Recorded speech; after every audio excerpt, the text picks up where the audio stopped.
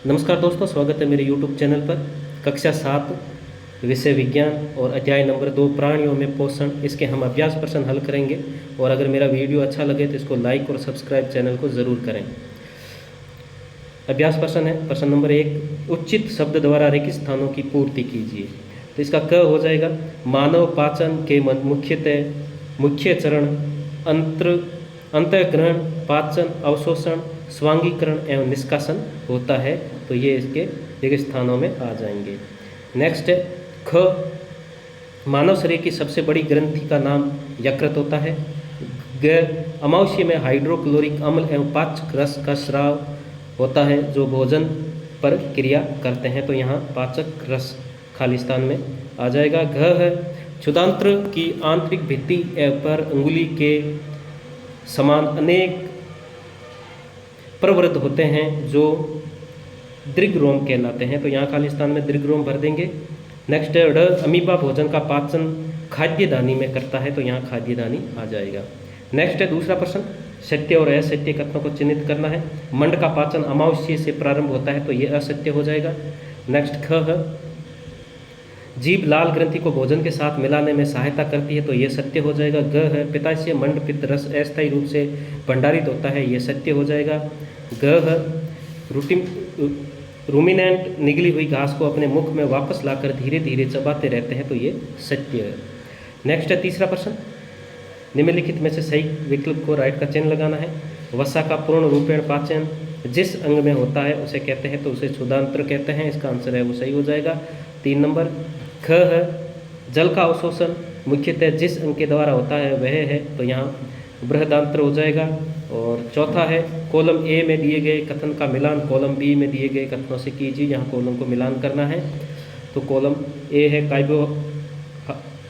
Carbohydrate, protein, वसा। तो carbohydrate के अंदर वसा शर्करा हो जाएगा, प्रोटीन यानी कि अमीनो अम्ल, और वसा है वो वसा अम्ल है ग्लिसरॉल। नेक्स्ट है 5वां प्रश्न, दीर्घरोम क्या है, वह कहाँ पाए जाते हैं एवं उनके कार्य क्या है। तो इसका उत्तर हो जाएगा, क्षुधांत्र की आंतरिक भित्ति पर उंगली के समान उभरी हुई संरचनाएं होती है जिसे दीर्घरोम अथवा रसांकुर कहते हैं। दीर्घरोम पचे हुए भोजन के अवशोषण हेतु तल क्षेत्र बढ़ा देते हैं और प्रत्येक दीर्घरोम में सूक्ष्म रुधिर वाहिकाओं का जाल फैला रहता है। दीर्घरोम की सतह से पचे हुए भोजन का अवशोषण होता है तथा यह रुधिर वाहिकाओं में चला जाता है। नेक्स्ट है 6वां प्रश्न, पित्त कहाँ निर्मित होता है, यह भोजन के किस घटक के पाचक में सहायता करता है। तो इसका उत्तर हो जाएगा, यकृत गहरे लाल भूरे रंग की ग्रंथि है जो उदर के ऊपरी भाग में दाहिनी यानी कि दक्षिणी ओर अवस्थित होती है। यह शरीर की सबसे बड़ी ग्रंथि है। यह पित्त रस नष्ट स्रावित करती है जो एक थैली में संग्रहित होता रहता है और इसे पित्ताशय कहते हैं। पित्त रस जिससे वसा के पाचन में महत्वपूर्ण भूमिका निभाता है। नेक्स्ट है 7वां प्रश्न, उस कार्बोहाइड्रेट का नाम लिखिए जिसका पाचन रूमिनेंट द्वारा किया जाता है परंतु मानव द्वारा नहीं किया जाता, इसका कारण बताइए। तो इसका उत्तर हो जाएगा, रूमिनेंट सेलुलोस नामक कार्बोहाइड्रेट का पाचन कर सकते हैं परंतु मानव नहीं कर सकता। इसका कारण यह है कि रूमिनेंट्स में क्षुधांत्र एवं बृहदांत्र के बीच थैली जैसी संरचना में सेलुलोस को पचाने वाले जीवाणु पाए जाते हैं, जबकि मानव आहार नाल में सेलुलोस को पचाने वाले जीवाणु नहीं पाए जाते।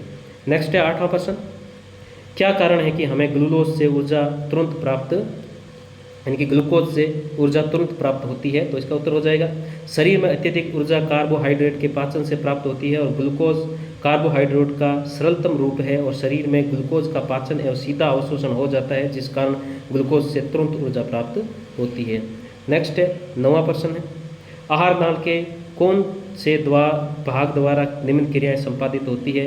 पचे हुए भोजन का अवशोषण, तो ये क्षुधांत्र में होता है, और भोजन को चबाना ये मुंह गुहिका में होता है, और जीवाणु नष्ट करना ये अमावस्या में, और चौथा है भोजन का संपूर्ण पाचन ये क्षुधांत्र में, और मल का निर्माण ये बृहदांत्र में होता है।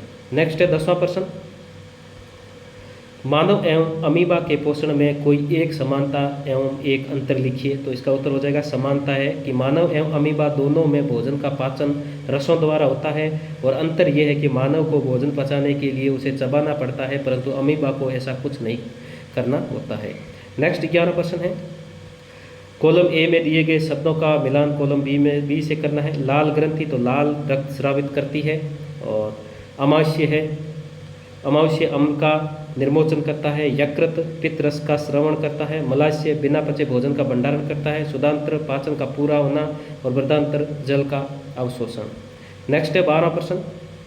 चित्र 2.11 में दिए हुए पाचन तंत्र के आरेख को नामांकित कीजिए। इसके नाम लिखने हैं।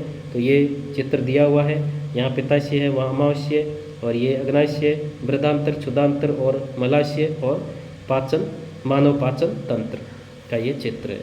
नेक्स्ट है 13वां प्रश्न। क्या हम केवल हरी सब्जियां एवं घास का भोजन कर जीवन निर्वाह कर सकते हैं? चर्चा कीजिए। तो यहाँ उत्तर हो जाएगा नहीं, केवल हरी सब्जियां या घास का भोजन से जीवन निर्वाह नहीं हो सकता। हरी सब्जियों में थोड़ी मात्रा में सेलुलोज, विटामिन तथा खनिज लवण होते हैं जो जीवन निर्वाह के लिए पर्याप्त नहीं है। जीवित रहने के लिए हमें दूसरे पोषक जैसे कार्बोहाइड्रेट, प्रोटीन तथा वसा की भी आवश्यकता होती है। इसलिए हमें ऐसे आहार की आवश्यकता होती है जिसमें भोजन के सभी घटक आवश्यक मात्रा में उपलब्ध हो। तो दोस्तों ये था कक्षा 7 विषय विज्ञान और इसका अध्याय नंबर 2 प्राणियों में पोषण। अगर मेरा वीडियो अच्छा लगा है तो इसको लाइक और सब्सक्राइब जरूर करें। धन्यवाद।